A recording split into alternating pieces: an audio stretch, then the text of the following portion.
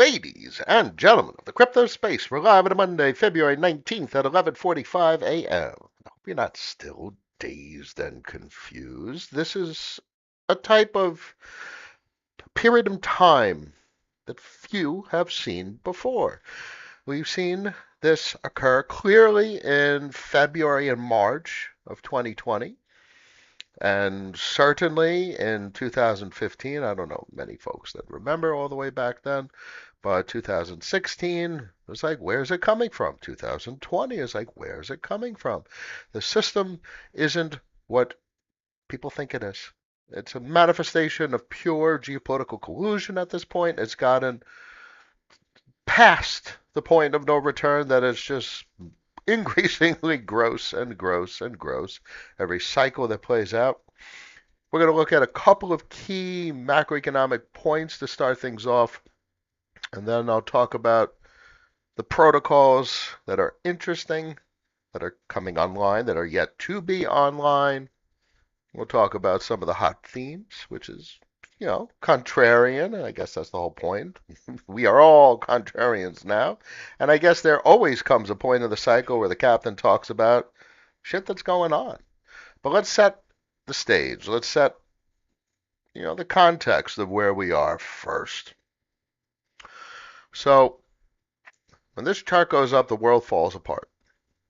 That's just the way it works. Or it's a manifestation of the world falling apart. Chicken and the egg type shit right there. But it's being stopped out by the 20 on the monthly. Now it did hold support on the time weighted average price on the monthly, and you can see it squeezed right between those two lines right there. So it is pretty remarkable how a lot of folks that don't understand technicals call it, astrology of charting. But they say that because they're not letting the chart tell the story. And you're not supposed to really, I don't look too far into the future with regard to charting anymore. You can with regard to trends because trends are driven by social consensus. So and you could see capital flows in trends on charts, but I appreciate charts nowadays much more for it telling us the story of where we are today with context of where we were and the speculation into the future of where we may be. But I like today the most. And this chart tells me that we're likely finally going to hold the 20 as resistance, which would also imply the time weighted average price as resistance, and this has a directionality of downward. It's just waiting for the cycle to finally break. For it to be bullish, it would need to print a higher high. It would need to get to the 120s, and if that is occurring, the system is failing. International trade would be a catastrophe. Global bonds, U.S. dollar bonds, U.S. treasuries would be sold off to pay for energy that's priced in this number, dollars. And if dollars are more expensive, you sell whatever the hell you can in order to buy the things you need. So what we're heading into most likely, is something that you could only speculate on from a highly zoomed out position. Likely heading into the first bearish break from a high time frame from a dollar perspective in a long time, in 15 years. 15 to 17, 16 years. Apologies. So in 2008, January 2008, the dollar kept going up and up and up and up. And it's as simple as that. So when are we going to have this cyclical downtrend for the dollar? And it could be now. And that is quite interesting. Now, this is something that most don't consider, the 6-month chart on the DXY. But on the monthly, obviously, we're finding a top. But as you can see, when you zoom out on the monthly, you do get the cyclicality, and you're riding above and below this time weighted average price and the moving averages. But when you really zoom out, it gives you a different perspective. We've been above the time weighted average price since 2014. And then we finally had an interaction with it in 2021. And our most previous high, local high, is not a higher high relative to 2002. So the trend, the macro trends that change everything, is literally depicted by a line like this: up, down, up, down, up, down. I mean, if you're doing numbers like this over the next 5 years, and in between, you're cycling below and below and up, and you get that cyclicality, cyclical versus secular, secular trend being down, and you get the cyclicality. Do you have any idea what markets are going to do, which is both interesting and scary simultaneously? Interesting because asset prices are going to go absolutely ballistic. Could also inspect what it takes from a geopolitical perspective for this chart to actually go down. Pure collusion. And it's pure intervention from monetary authorities, including fiscal authorities. But for this chart to go down, or when this chart goes down, asset prices go absolutely ballistic. And that is interesting for us that own highly liquid or liquidity sensitive assets. But that's also scary because we're at the point where the vast majority of society owns jack shit and they're getting left behind. And we all know the history. I would hope you know. I mean, just look at how the movie Napoleon started and check out the end of Marie Antoinette's reign and how the proletariat in France respond to the great disparity. So that's this going down creates that great disparity. So there's pros and cons to everything in this world. And it's going to get complicated. And it's going to get weird. And that's where we're heading. That's why all the social programs are being talked about politically. Because the disparity is getting worse and worse and worse. Everyone, the majority, is getting left behind because they don't own jack shit except credit card debt. And the few people that own assets, it's just going completely vertical. So, the path it will always be this meandering path, but I'm more interested in the destination nowadays, and I like to kick my feet up and relax along the path. To me, this chart really is all that matters. Up or down from here, and not up from a monthly perspective, up from a yearly perspective. We're on the 6-month chart right now. Let's zoom out to the 12-month chart, where every candle is 1 year. That's some like interstellar perspective right there. you need to really think about things differently about how time passes. But you see a break to the downside. Do you know what the real estate market was heading into 2008? It was because of this. 2002 and boom, 2008. And this is what happens. And there's a good reason why a large part of U.S. real estate is owned internationally. Because as the dollar gets cheaper, foreign currencies increase in purchasing power, and they're able to buy a lot of shit. So here's your real estate bubble in the led up to 2008, and it's been dollar bullish ever since. And what's the next bubble? Next bubble maybe is the crypto bubble, where everything goes 1,000x on the money, the whole market, and you got a 10, 15, 20 trillion dollars, 30 trillion, 50 trillion. I don't freaking know where things are going to go, but it's an interesting thought. And this is the type of conversation I've historically had in terms of a super cycle. The two cycles most previous in crypto markets are literally these two red lines. This is where crypto was most bullish, 2017 and 2020, the entirety of 2020. 2021, it was starting to fade a little bit, breath to the upside.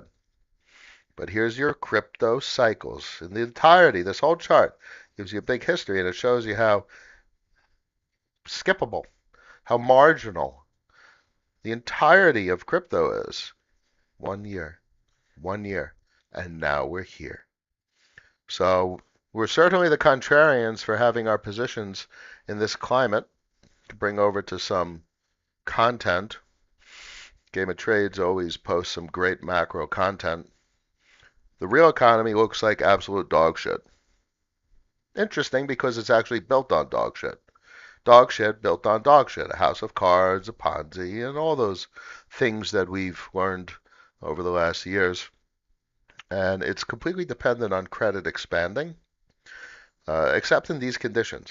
The whole fiscal dominance conversation that Lynn Alden and Luke Groman talk about most recently explains why GDP has been sustained, and it's not being sustained by an organic real economy. And that real economy is contracting. How much? A lot.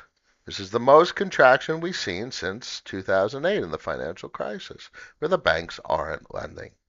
It's not like they turn off and they're not lending. It's just relative, year over year. I believe this is a year. Yeah, year over year, percent change from a year ago. So this contraction causes all sorts of distortions and ripples throughout the system, specifically with regard to momentum. And once the momentum slows, it's hard to get it to go in the other direction, which is why this is why everything is so cyclical. And you get your cyclical trends and your secular trends. So this supports actually my expectation of devaluation. And it's eventually devaluation of the dollar, but that doesn't mean the dollar goes down. You could significantly devalue the dollar or increase the supply of the dollar, and the value of the dollar still remains relatively strong if foreign nations' currencies are being diluted that much more. For foreign FX markets are a game of relativity. So you could find distaste in that all you want. And I've replied to a couple of comments, and I still always try and interact, Bitcoin maximalists. Hard money does not fix that because there will be the hard money, but there will always be nation states that don't want it. And they want the control of their currency or whatever form their currency comes in. And then you have fiat pairs. Well, then you have FX pairs between various currencies. There will always be a foreign exchange market because humanity has never ever agreed on anything. You want the oldest topic? Religion. You got every part of the world fighting every part of the world because everyone believes different things. It's the same thing with money. It's the same thing with territory and perception of history. There will never be consensus. Well, that's why the software algorithms that produce consensus, proof of work, unquestionably, and proof of stake, speculatively, and it's been shown to be very interesting thus far. That's what changes everything. Deterministic agreement. That is a revolution, and that's here. But that story doesn't end with just Bitcoin. That story really is the extension of determinism and immutability, consensus with the concept of credit. And that's the big perversion. So if the banks aren't lending, it's because they're fearful and they're not able to lend money and have a high degree of certainty that they're going to get paid. Maybe they don't even have the money to lend. And that's why everything what we're doing in the crypto markets are very interesting, especially all the credit stuff, because it changes the entire game dealing with credit. Liquidity's coming out with its new version. Liquidity has always been interesting because they've always deployed immutably. Very interesting. Tapioca is coming soon. Frax is coming soon. Fraxtal and all its upgrades to its various protocol components. All this is coming soon. Looking at the charts, convex and curve are on a tear. 417, 55 cents. That's looking at the 12-month view, which is useless. It looks like things are starting to finally bottom with regard to the liquidity machinery, the credit engines of the crypto markets, and these types of systems, as shown by last cycle and as shown by history of nation states, facilitate endogenous capital creation.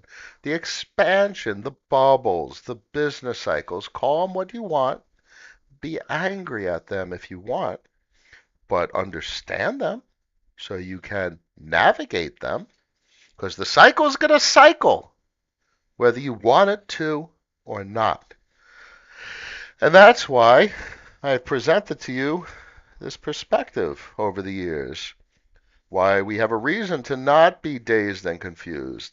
Why all of this shit does make sense. It makes sense not only in a novel context, like, oh, crypto coin, oh, volatility, oh, it goes up 1,000x on the money. It makes sense in a historical context, and that these assets that are going up in money are in value are being recognized for their innovation, for their novelty, for their iteration, their improvement over historic systems. And that's just going to keep happening. It's just going to continue to be recognized more and more, especially by Wall Street folks that deal with credit, that deal with foreign exchange, and that deal with all, uh, um, cash and carry trades and the high leverage and all this shit, all the derivatives that are not talked about by the general public but are very meaningful in traditional finance. They're going to see them in these crypto markets and be like, oh, wow, that kind of changes everything.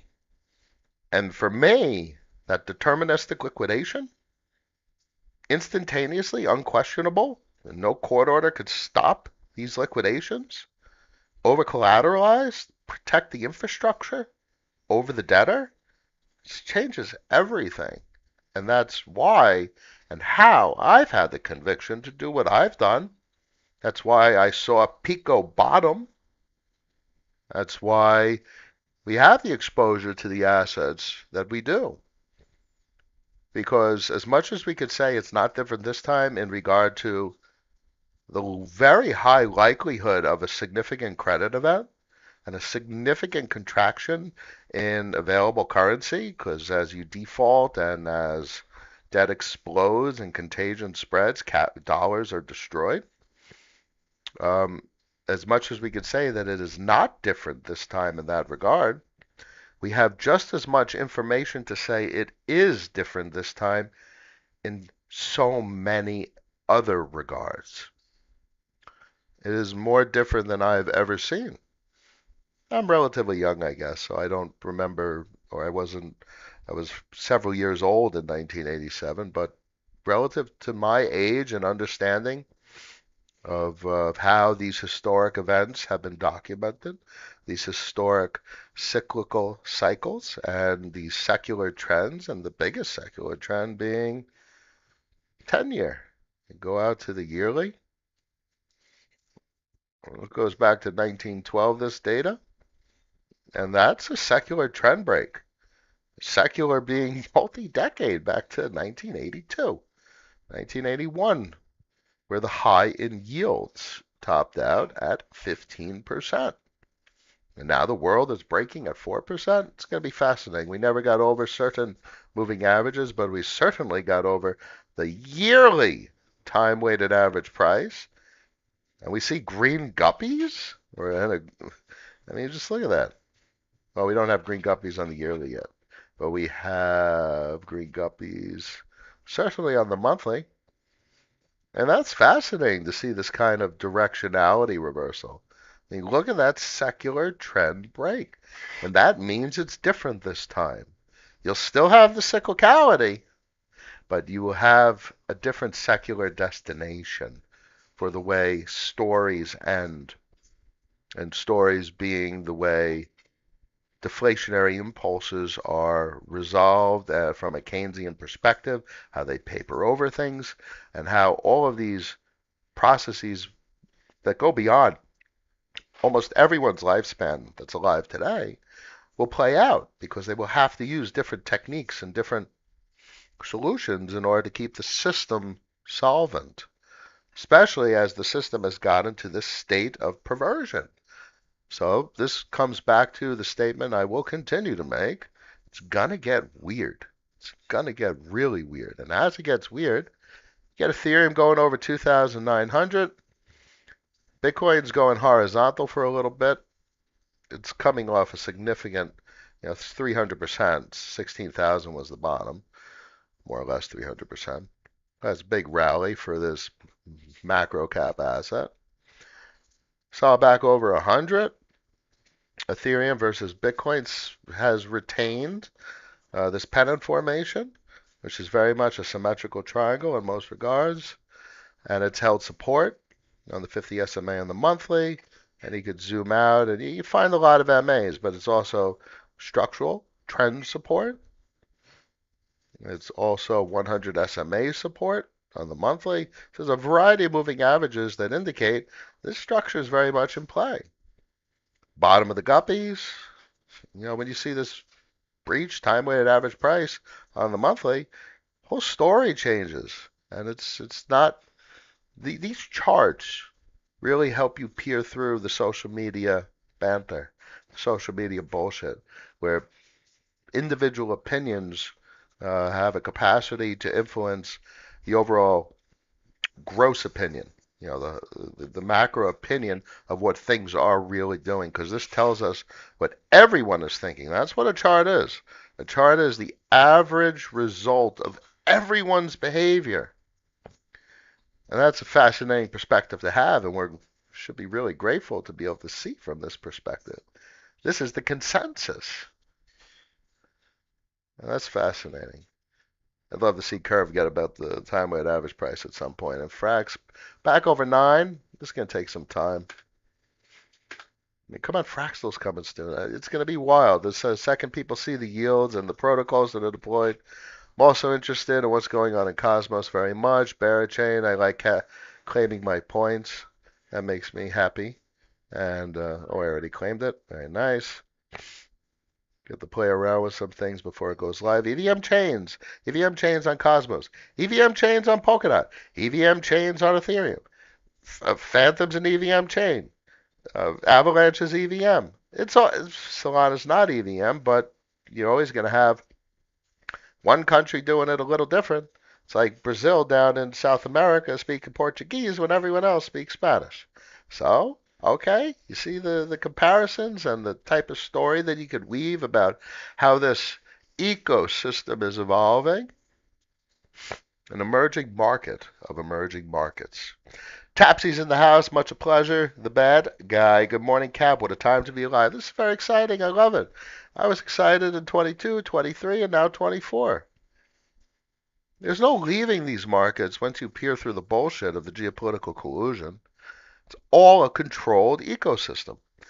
Let's see who else is here. Kazan's in the house. Lucian's in the house.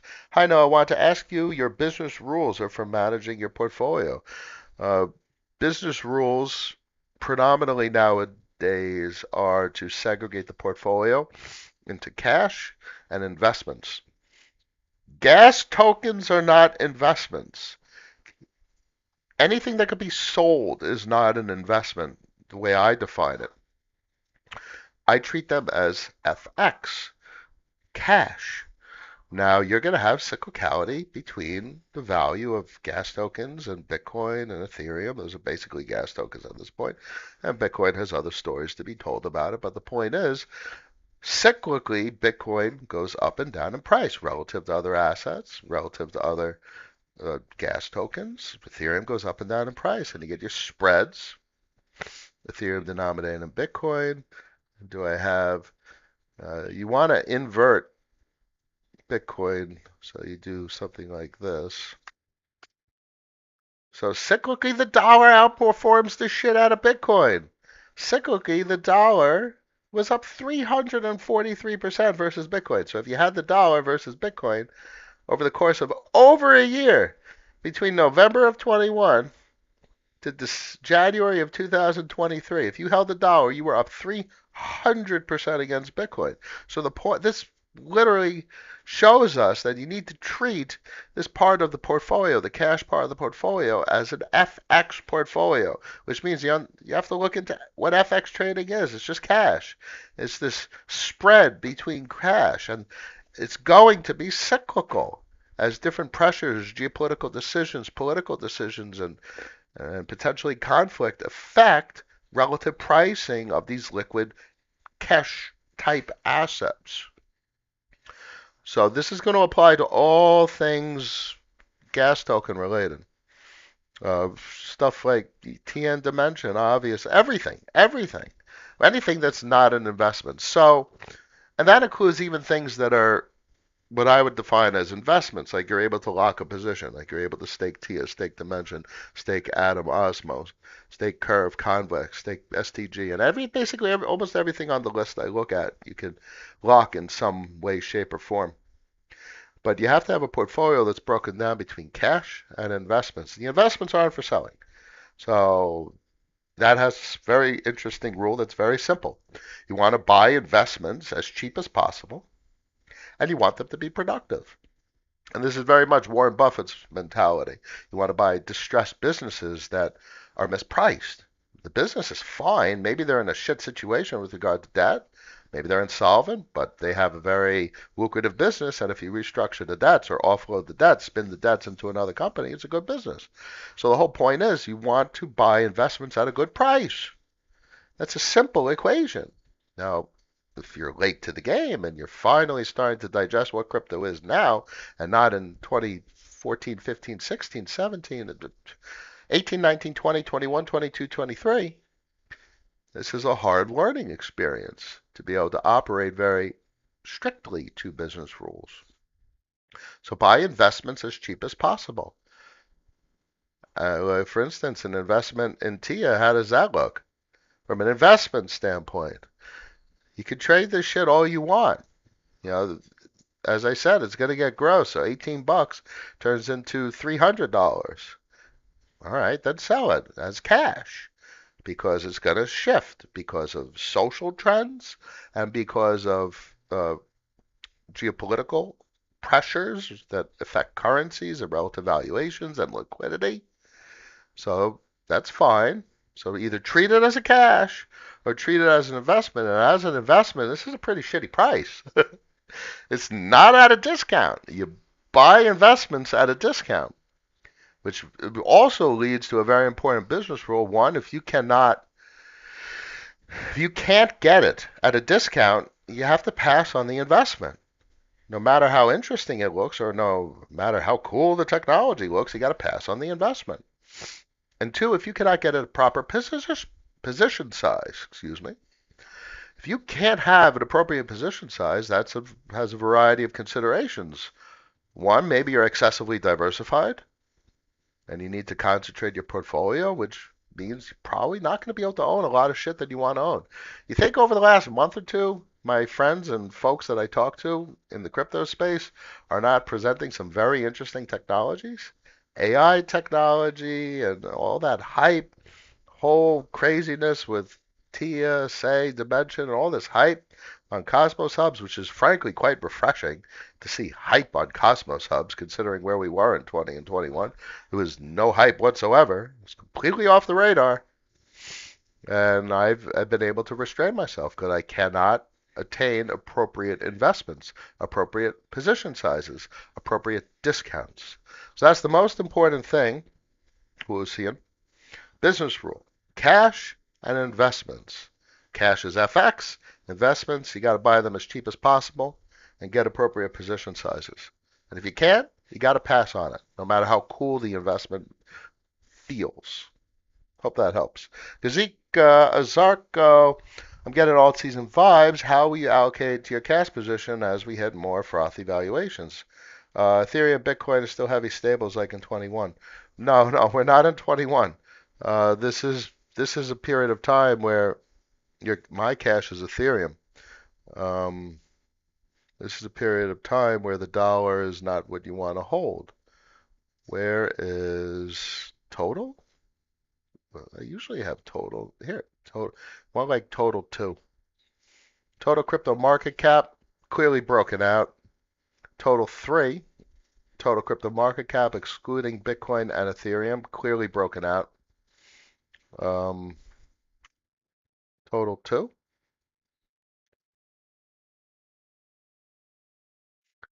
This is an interesting one. Total crypto market cap excluding just Bitcoin. This has broken out to a lesser extent. This is more or less like an altcoin type of chart, not Bitcoin type of chart. So it's just getting there. And it's above the time weighted average price. It's above the guppies. And what do we know about trends? There's cycles, cyclical and secular.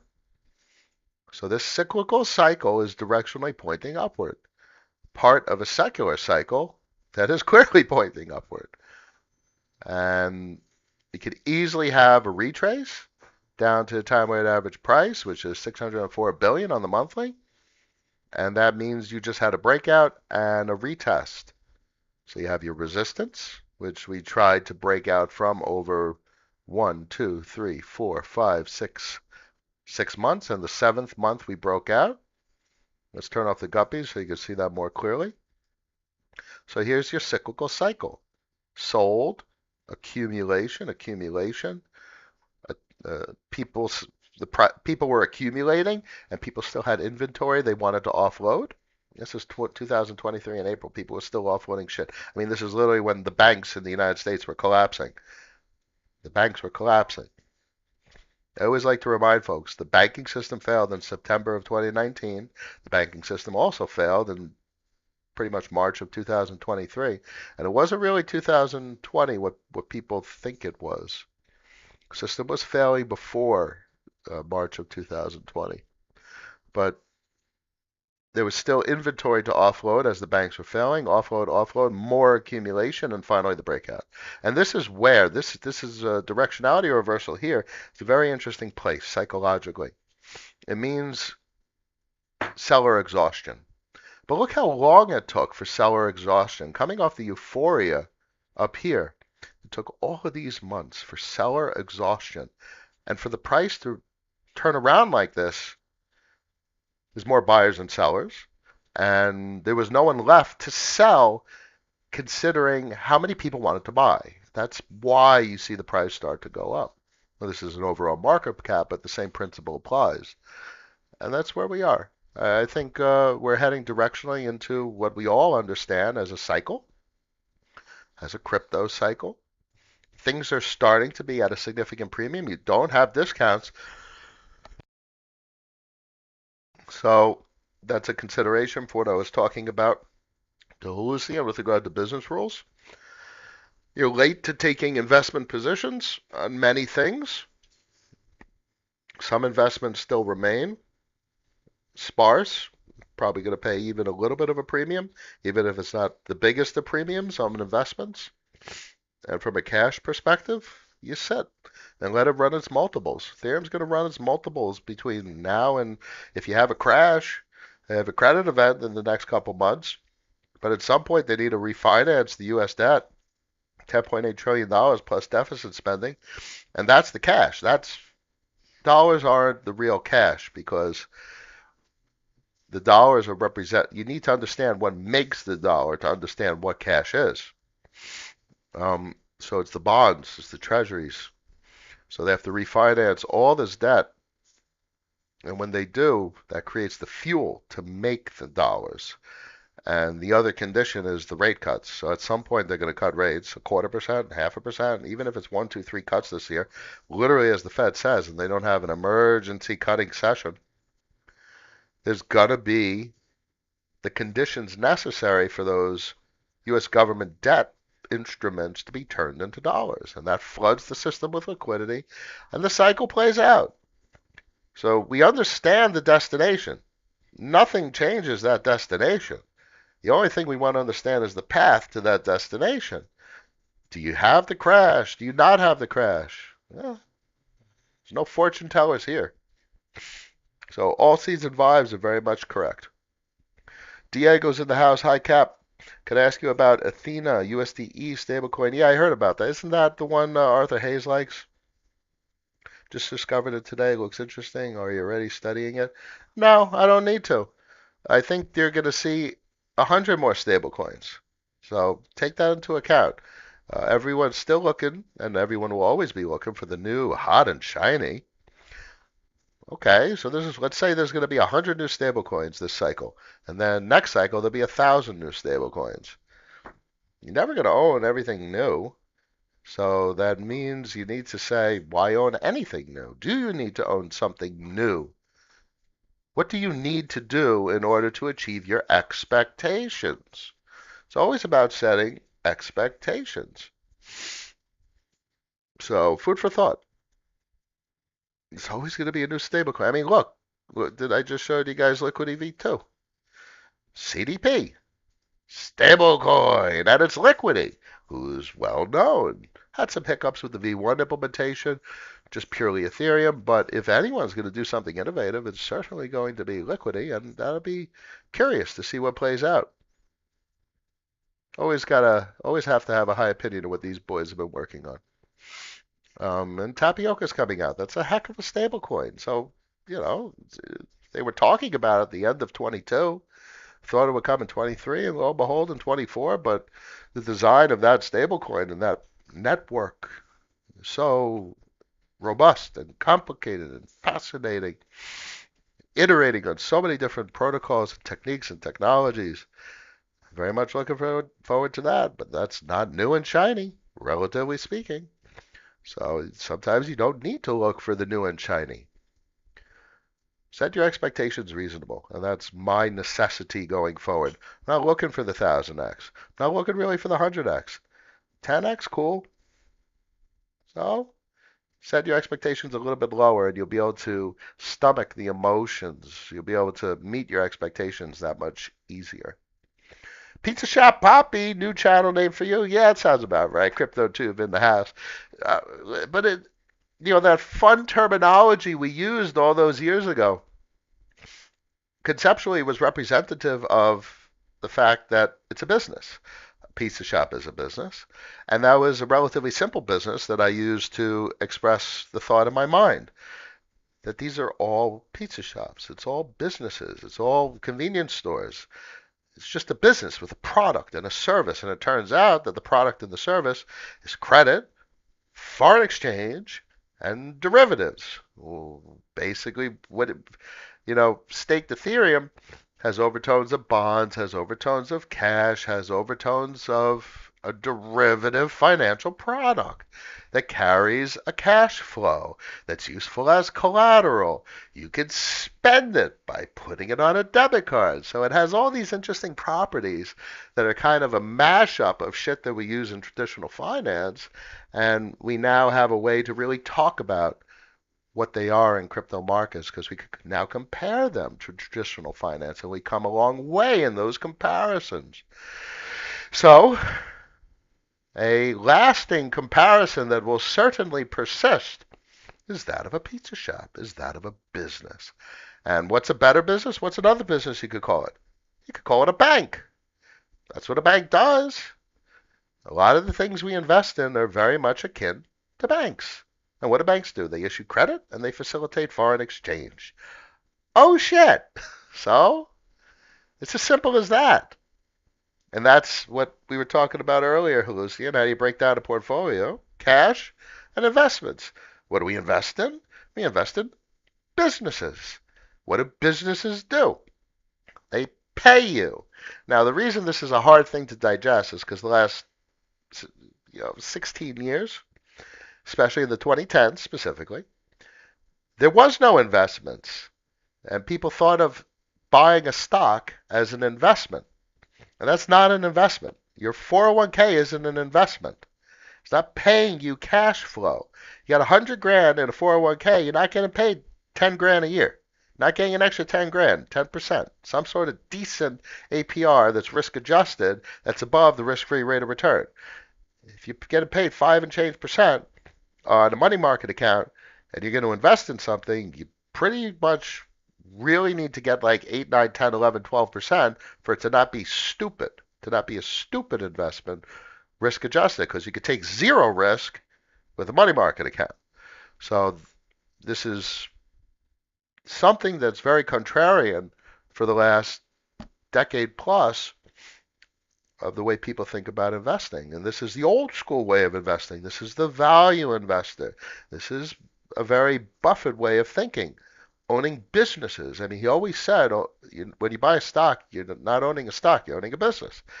Except that's not the case for most people. It's the case at his size. If you buy 50% of the float on a stock, You're owning a business.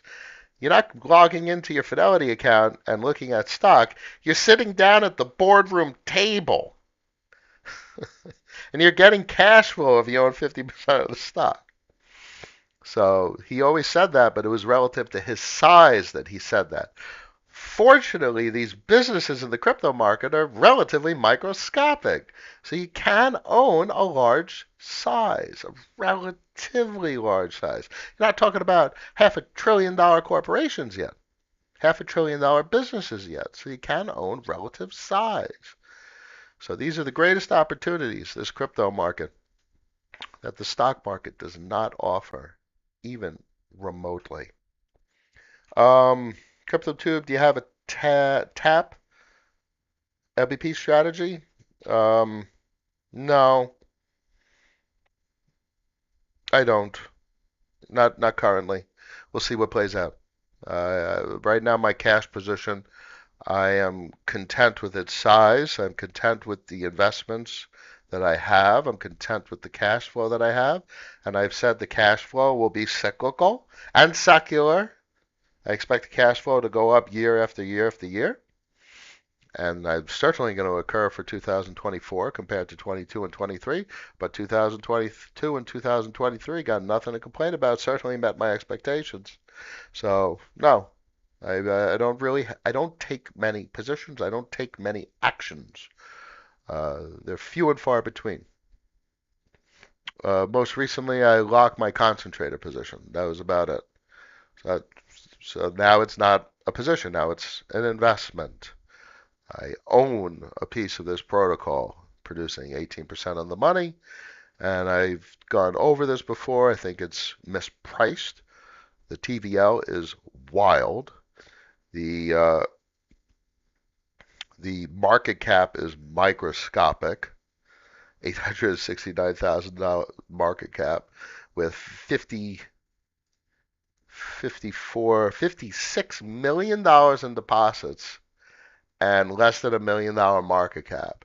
That is associated with the F of N narrative, which is FXN. No, that's cow. Very interested in cow. Love cow. Use cow. It's the only swap protocol to use. Oh my God. FXN. But FXN uh, is still micro cap at 5 mil. And what they're doing with their dollars, their stablecoin, that's, look, Diego, you mentioned Athena stablecoin. FXN's going to have a stablecoin. There's stablecoin. There's going to be a million stablecoins. They'll have their stablecoin. That's going to attract investment because it's going to offer a yield relative to, do you know how much convex Cleaver owns? Cleaver owns a huge amount of convex. And the SD CRV voting power of the concentrator, there's a huge amount of voting power over there. So overall, the Aladdin ecosystem has a tremendous amount of capacity to finance liquidity depth on their stablecoin and their LSD of Ethereum. So what I wanted was a beta on FXN, a beta implying that I could attain a relatively small position for my total portfolio size, and that relatively small capital allocation was a very large amount of circulating supply of I was able to own a large amount of concentrator for a small amount of capital. And my thesis is as a beta play, if the stablecoin does well and FXN does well, everyone's going to be like, oh, it's part of an ecosystem.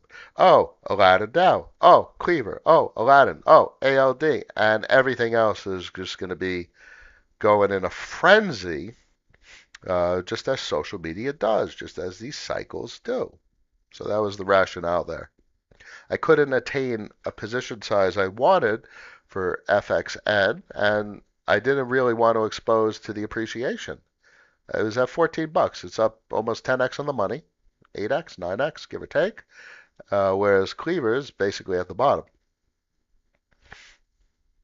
That's just the rationale there. So it's a punt, basically no volume, but it made sense considering the business rules that I've defined.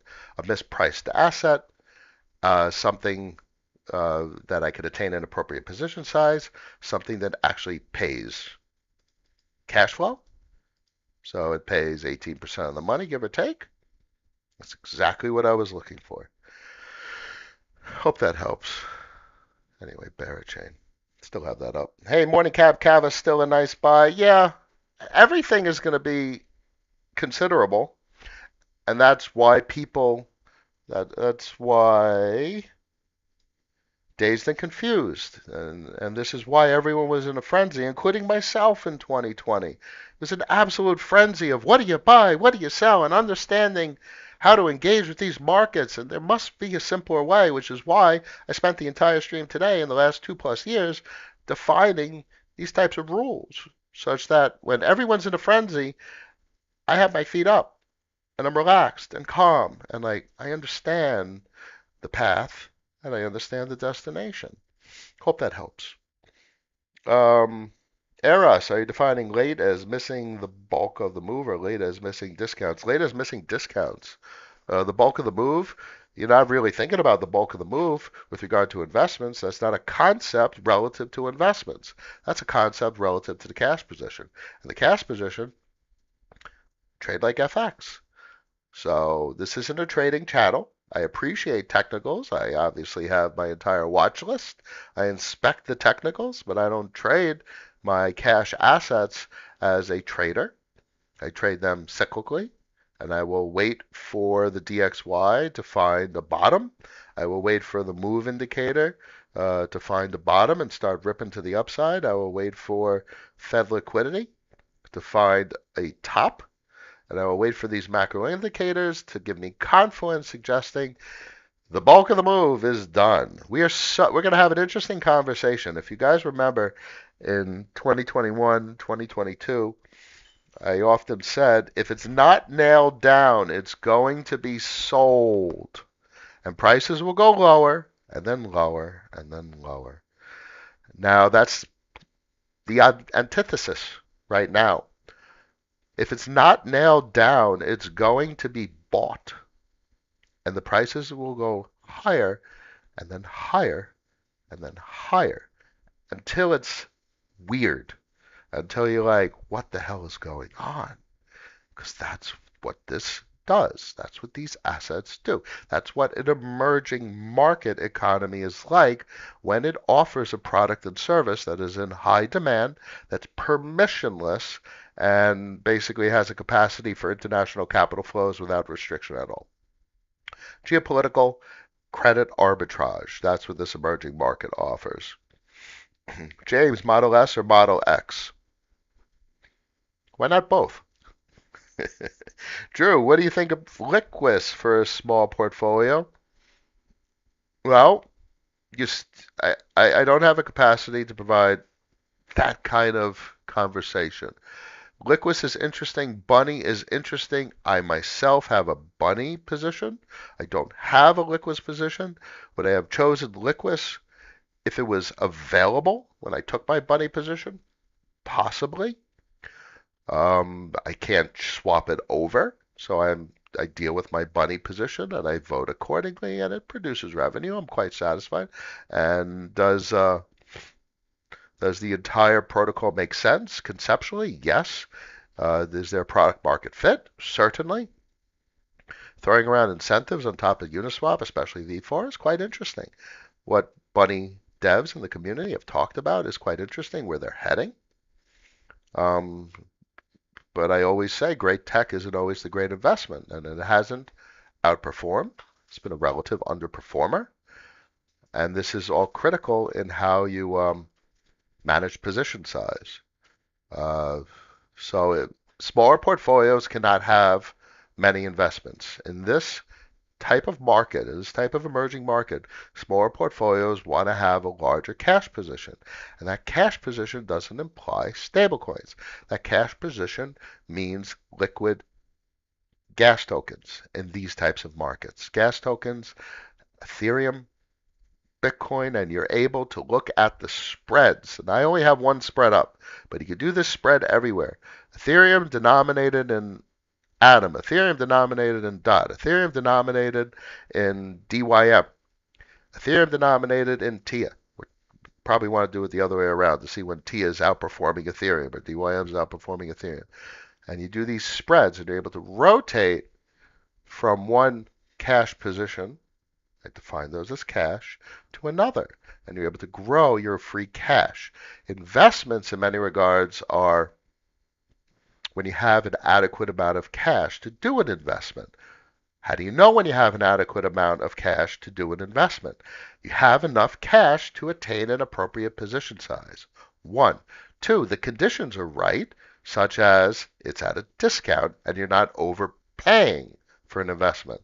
You have to be very careful with your cash and protect your cash. And probably the best time to buy investments is during the bearish part of the cycle. So you probably want to, with a smaller portfolio, use cash, part of your FX part of the portfolio. Look at the spreads between these assets, accumulate as much cash as possible, and then heading into the top of the liquidity cycle, which we inspect from a DXY, from a move indicator perspective, and from a Fed liquidity perspective, so on and so forth, you swap to stablecoins. And then you find bottom, and then you start buying investments. So if you sold, literally that's buy low, sell high. So the investment part of this conversation is something that traders don't really talk about, but I'm just defining there's more than just accumulating cash because you're not going to be sustainable. You're not going to be able to sit back with your feet up. The goal is to really have assets work for you. But in order to do that, you need a certain amount of investment size, and you make that by growing your cash position by working, which is really not going to get you anywhere, but it allows you to DCA. And if you're DCAing as the chart's going up, up, and up, great. And then when the liquidity cycle tops, you're able to cycle back into increasing value cash. And as I showed you, there's a time when the dollar is going up, up, and up relative to Bitcoin. 343%. So imagine you make your multiples during the bull market, and then during the bear market, your dollar is going up, up, and up. So you're making another 300%. And then you cycle back in. But you have to slow down. You have to slow down to build a cash position. Don't be too cyclical. 30-minute charts will drive you nuts. Weekly charts, daily charts, stuff like that. You need to find the rhythm and feel the rhythm. It's a sixth sense to be able to manage a portfolio. Drew, hope that helps. Drew, CTSI, very interesting. I know a bunch of folks that love it. I do as well. Now, fortunately, I have a beta asset on CTSI, which is CIS, and that's good enough for me. I don't need to chase an asset that's hot. There's a lot of AI narratives, Aleph that's hot, and obviously Cartesi that's hot. But I don't have a capacity to have a position size that I need, and that's fine with me. But fortunately, the narratives of all this stuff are going to become intertwined. At some point, everything goes up. And what have I said about all assets? All assets reduce to the same thing. ROI, APR. It's all the same thing, numerically, quantitatively. So the story of the asset only goes so far. Jordan, ALD will draw yield from the whole Latin ecosystem. Cool. It's an interesting narrative. And that probably fits into the beta category, as I've discussed, F of N protocol. What's the worth of 20% API when every altcoin will be down 90% off the highs next bear market? Everything reprices up. Everything reprices up significantly. So what's your expectation? My expectation for Curve is $3 to $6, and I expect this to be very cyclical. And I expect it maybe to crash to $1.50, $2. Let's say some crazy bearish numbers. And if it does that, if this is literally the entire bull market for Curve, nope, I don't want a trend line. Let's talk my perspective here. I want a brush and I want a weekly so I could get some granularity. Let's say this is the entire bull market for Curve. Let's say it goes there, and let's say you're heading into 2026, and then it goes absolutely shitty for an entire year. Like literally $8 down to another $2. Another massive crash, 80% crash. Let me ask you this: would this be disappointing? And then you could ask me, would this be disappointing for me? No. If Curve does this, this is everything I'm expecting. Now, what is the likelihood of the play to play out? I don't expect. There is a great deal of chance that Curve does exactly what everything else does. It gets freaking gross. So you get your ridiculous blow off top, $20, $30, and then it does something like this down to $3. Now that makes actually much more sense considering how disgusting crypto gets. Would I be disappointed? No. You know how much cash flow printing it would do between then and now? And all I have to do is press a claim button? And that's all I want to do? And that's all I wanted to do and understood when I took the position? And that's all I want to do into the future? And then heading into 2030? Now this is your base instead of 50 cents? And then it goes to 260, and then it goes something like this down to 15. So this is all about understanding your expectations, Jordan. This is going to get ridiculed if it does anything like this. $30 down to $3, 90% loss. $300 down to $15, 95% loss. It would get ridiculed. And you see my face right now. If it does this heading into 2030, yeah, that's okay with me. Expectations define so much about how you engage with markets. Eris, do you ever go back and watch your old live streams from 2020 and 2021 to see how you've changed? No, I don't.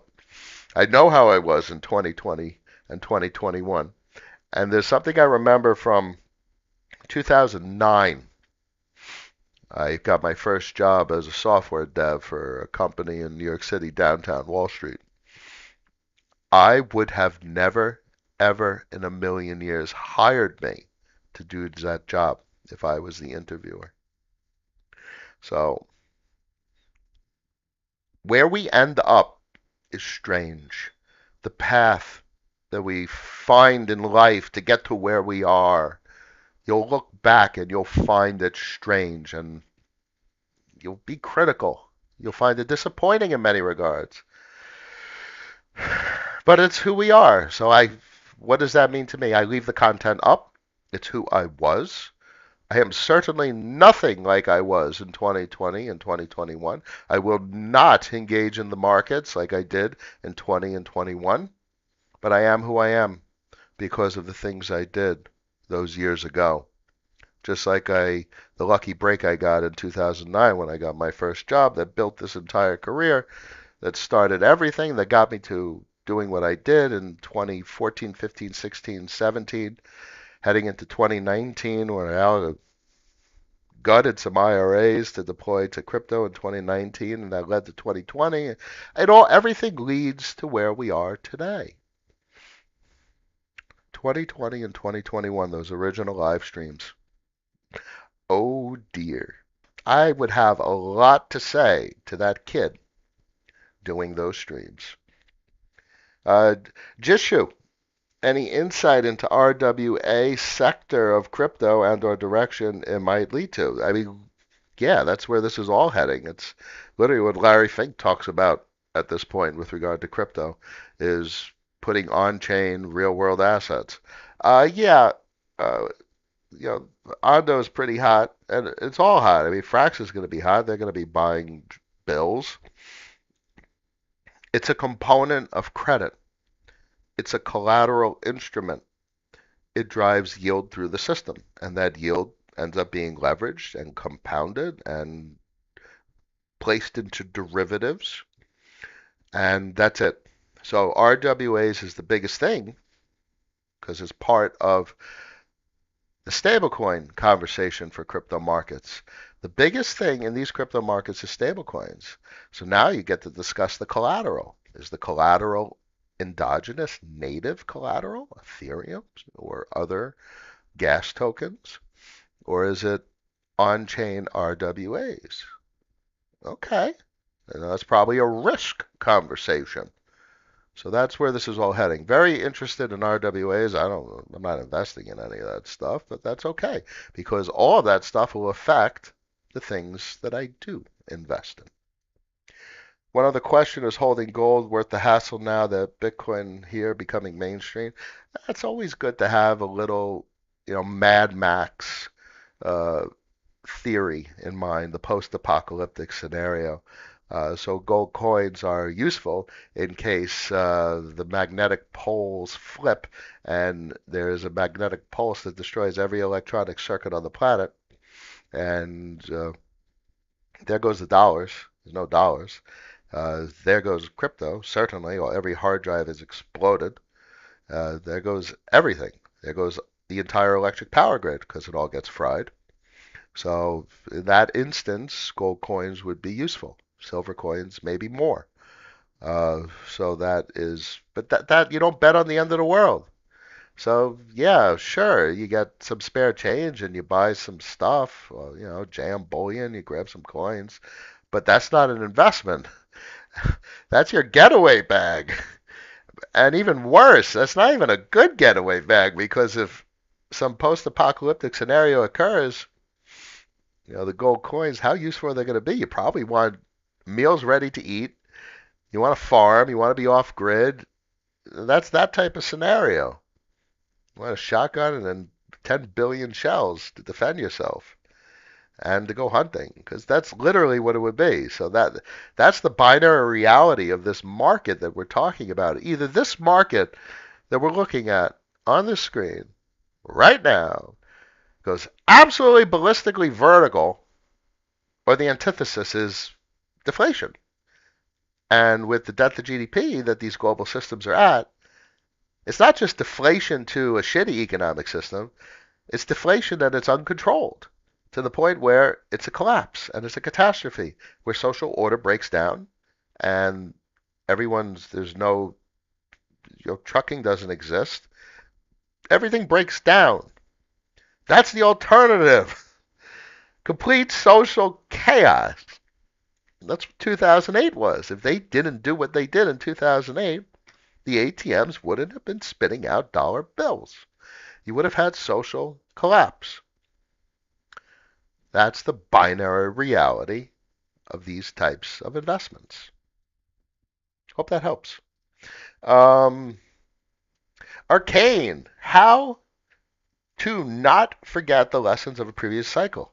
Oh, well, don't ever forget the lessons of a previous cycle. So how do you not forget the lessons? Which means you have to draw conclusions. So the appropriate thing over the previous cycle was in 2022 and 2023 was those 2 years were to do what I did with the stream that I've documented and what I did for myself and hopefully help many people is refine their methodology, refine their operating procedure, their business rules. And that's how you don't forget the lessons of a previous cycle. Just remember, it takes like 3 cycles. Now, obviously, if someone learns and they're a prodigy, maybe it takes 2 cycles. But the first cycle, most people are just going to lose everything. You just have no idea what the hell is going on. And then you start to get the second sense of how to construct a portfolio, how to peer through the price action and say, all right, my narrative is not invalidated merely because of the price action. I'm still right. Now I have to adjust the time horizon. And you might think you're wrong. And you might end up being wrong. And being early is it's indistinguishable from being wrong until such time that you're proven right or not, which is why you diversify to a degree. I have a very diverse portfolio. I can't even remember. I'd have to count the amount of assets that I have. I have high concentration in particular things. I have cash and liquid assets to do things I need to do and service bills and so on and so forth.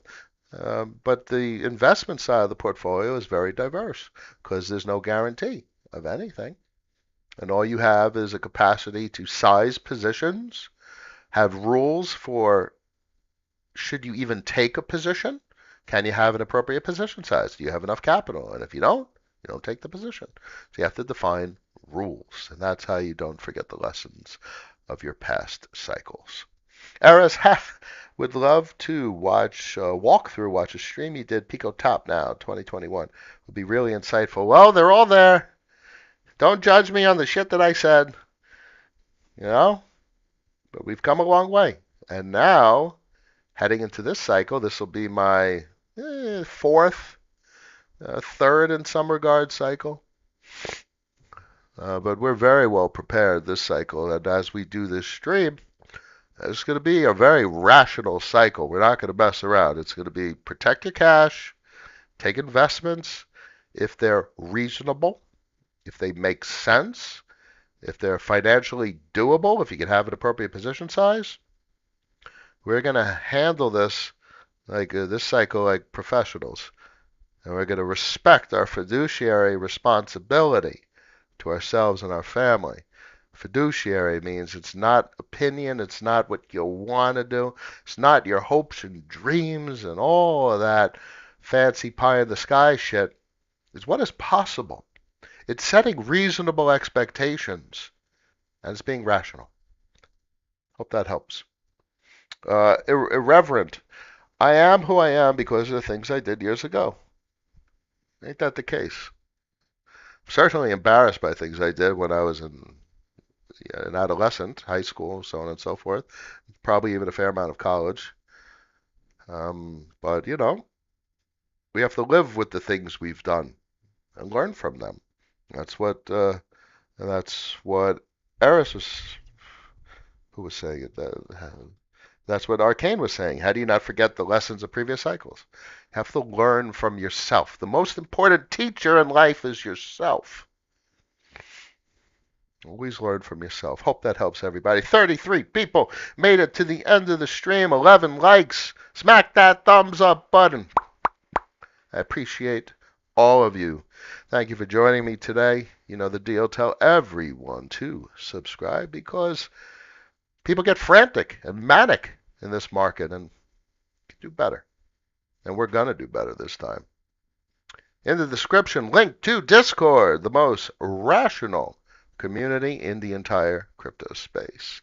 I appreciate everyone in there, and I will see you guys later this week. Peace.